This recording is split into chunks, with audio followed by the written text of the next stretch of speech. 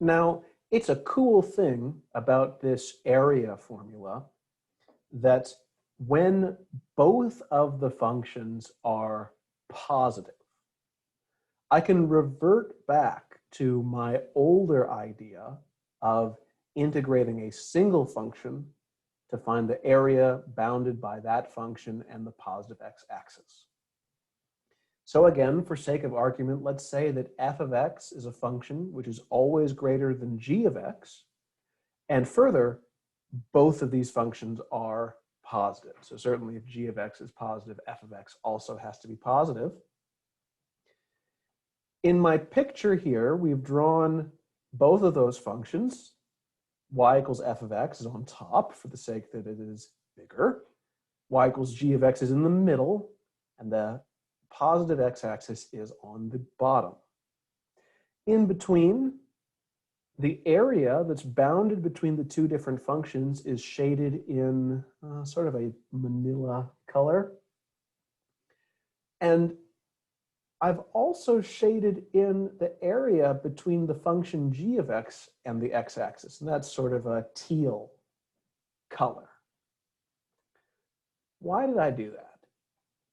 Geometrically, if I'm going to integrate just the function f of x, let's say between the coordinates x equals a and x equals b, that integral is telling me the amount of area beneath the curve y equals f of x,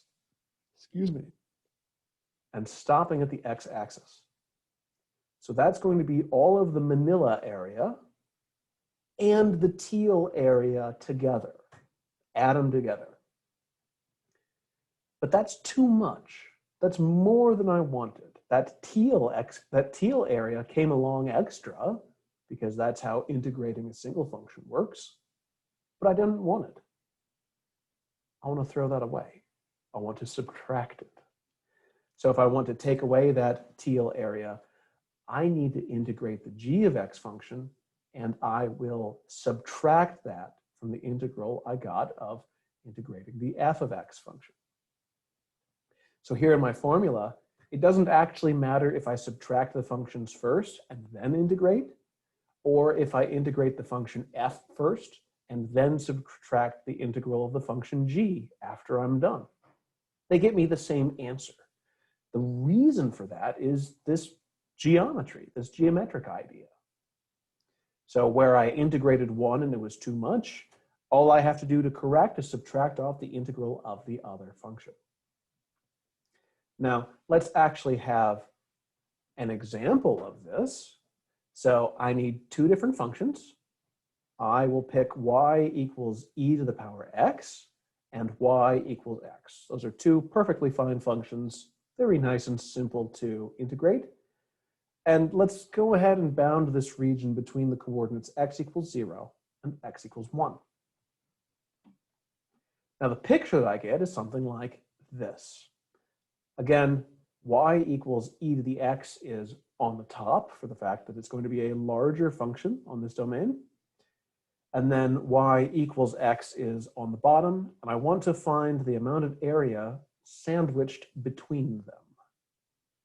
Here I'm using x equals 0 as my left endpoint, so that's telling me this boundary here. X equals 1 is going to be the endpoint over here. So how do I calculate this amount of area? I just set up my integral.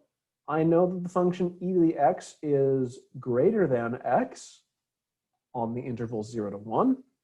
So my integrand is e to the power x minus x. And I integrate this function between 0 and 1 dx.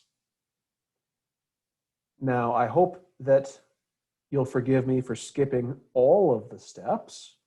We can do an antiderivative and use the fundamental theorem of calculus. The answer to this problem is going to be e minus 1.5.